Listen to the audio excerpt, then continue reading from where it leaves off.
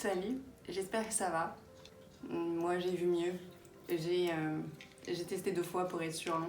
J'ai ce qu'on appelle le Covid, voilà. Donc j'en profite d'avoir quelques minutes, heures de répit où ça va. Le Doliprane fait son effet. Je suis plus en train de mourir avec la tête comme ça. Je voulais revenir aujourd'hui pour vous parler des plantes qui ne m'ont jamais posé de problème. Alors ce que j'entends par jamais posé de problème, c'est-à-dire des plantes qui n'ont jamais eu de nuisibles, n'ont jamais perdu de feuilles pour une raison inconnue, n'ont jamais menacé de mourir pour quelconque raison, qui n'ont jamais rien eu de bizarre sur leurs feuilles. Donc c'est des plantes que je qualifierais de plutôt faciles.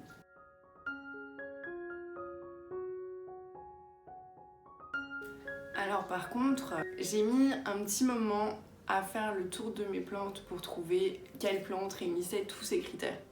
Parce que c'est pas évident, du tout. Des plantes chez moi qui n'ont jamais eu de nuisibles, déjà quand on prend ce critère, et bien je pense que je peux les compter sur les doigts de ma main. Alors... Non, pas elle. Voilà la première dont je voulais parler. Philodendron Brésil. Voilà. Un peu beaucoup long. D'ailleurs, il faut que je pense à le bouturer parce que ça fait un effet très jungle et c'est pas forcément l'effet recherché puisque quand je l'ai eu au départ, ça doit faire un peu plus d'1 an que j'ai celui-ci.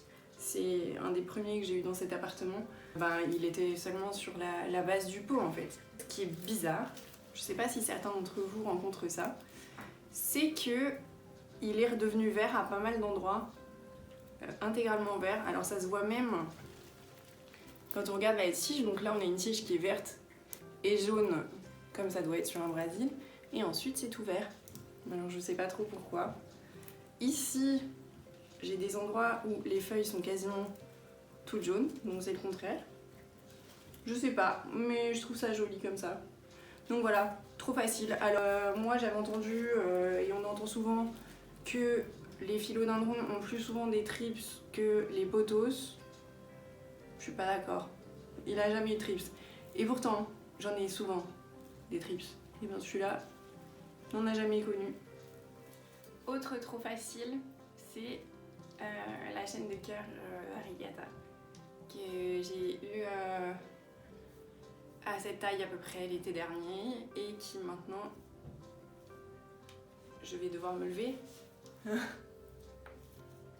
Et qui maintenant est très longue et encore je la coupe assez souvent parce qu'elle tombe sur le canapé et que du coup ça n'a pas d'intérêt vu qu'elle tombe sur le coussin du canapé.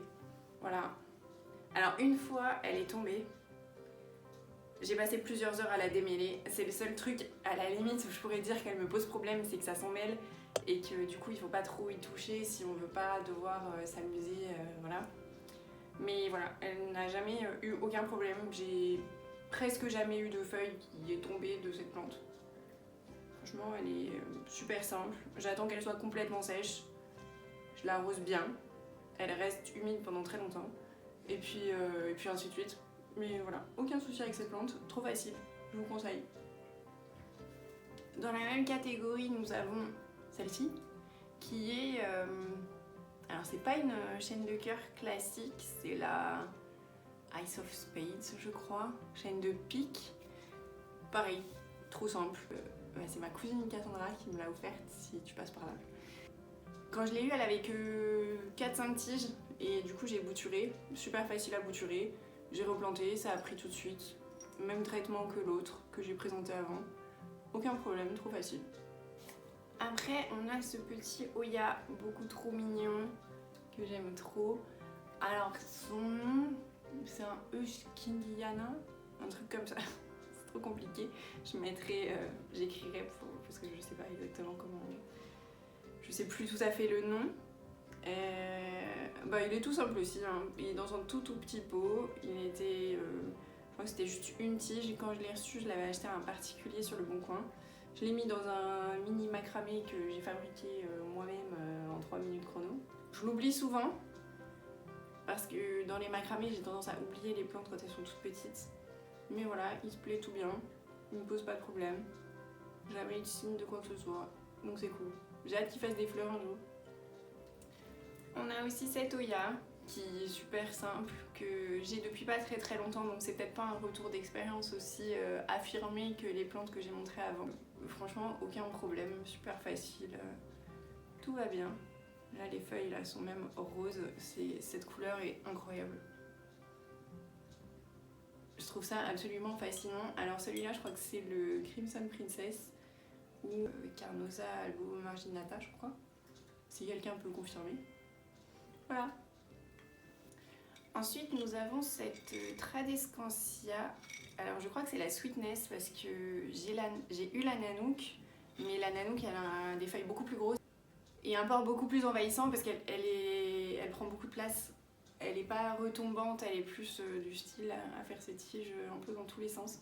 Et ce que j'aimais bien avec celle-là, c'est que celle-là, elle a un côté plus buissonnant et vraiment tout serré. Donc je la bassine dès que je vois que le pot est léger. Et ça a l'air de bien lui convenir. J'avais un peu peur quand je l'ai eu au début parce que on voit pas la terre en fait. Et c'est le genre de plante où il faut mieux éviter de mouiller les feuilles. Donc j'avais vraiment peur de pas savoir gérer l'arrosage. Et finalement, tout va très bien. Elle est très... c'est les billes d'argile qu'on entend qui sont au fond du cache-pot. Elle est très sympa. Voilà. Et pour finir, nous avons là le seul et unique pothos de chez moi qui n'a jamais eu de trips. Alors si je devais juste lui reprocher quelque chose, c'est quelque chose qui est connu, c'est qu'il pousse extrêmement lentement. Alors il n'y a pas longtemps sur Instagram, j'avais mis un post pour savoir si quelqu'un avait déjà bouturé parce qu'il est tellement long à pousser que j'avais peur que les boutures ne prennent pas, parce que j'avais peur que du coup ça fasse aussi les racines aussi lentement qu'il fait des feuilles. Et ça fait à peu près une semaine et ça a déjà commencé à prendre, donc je suis trop contente. En fait, pour les boutures, apparemment elle est pas si lente que ça. Alors j'attends qu'elle ramifie au bout, mais en poussant elle fait des feuilles qui sont plutôt grosses, donc je suis contente. Voilà, le petit Moonlight est finalement très facile. Donc voilà, c'est tout. Ouais, je sais, c'est pas énorme. J'ai combien de plantes? Où est mon téléphone? C'est mon téléphone qui filme. J'ai combien de plantes? Donc en fait je voulais regarder l'application Monstera sur laquelle je référence toutes les plantes. Je l'utilise pas pour l'arrosage et tout ça parce que je n'en ai pas l'utilité. Mais par contre je mets pour le référencement pour savoir combien j'ai de plantes, juste pour la satisfaction en fait je pense. Donc il me semble que j'ai à peu près 55 plantes. Et là j'en ai présenté 5. Ça fait pas beaucoup hein. Mais celles-ci, au moins, ont le mérite de jamais m'avoir posé de soucis. Et ça fait un petit moment que je les ai. Je vous présente pas les plantes que j'ai depuis un mois et qui me posent pas de problème. Parce que des fois, ça va pendant 6 mois et après ça va plus du tout. Après, je suis pas à l'abri que celle-ci me pose problème un jour. J'ai d'autres plantes qui sont réputées très faciles et je sais pas pourquoi j'ai eu des soucis avec. Ça veut pas dire que j'ai encore des soucis avec, mais ça veut dire que j'en ai eu à un moment donné. Par exemple, je parlais de Tradescantia. La Tradescantia zebrina que j'ai, ça fait 1 an que j'ai récupéré une petite bouture d'une amie et elle avait super bien poussé, elle était devenue vraiment super grande et tout ça. Et puis là, récemment, elle a toute la base qui s'est dégarnie et je suis repartie à zéro, j'ai tout bouturé. Donc bon, on n'est pas à l'abri qu'un jour il se passe quelque chose et que pouf, voilà. Mais j'avais quand même envie de mettre ces plantes à l'honneur parce que ces plantes-là ne m'embêtent pas. Et rien que pour ça, elles méritent d'être mises en valeur, voilà. Et ce qui est paradoxal dans tout ça, c'est que c'est même pas mes préférés. Et je pense quand même que pour créer une relation avec sa plante, il faut essayer de la comprendre. Il faut qu'elle nous pose problème pour qu'on essaye de comprendre ce qui va pas, qu'on essaye d'arranger, qu'on essaye d'améliorer ses conditions. Là, du coup, elles sont tellement faciles que je suis pas particulièrement attachée. Bref, sur ces belles paroles, j'espère que cette vidéo, bien que plus courte, vous aura plu. J'espère que vous serez là pour la prochaine. N'hésitez pas à vous abonner, à liker la vidéo et voilà. Merci d'avoir regardé. Salut!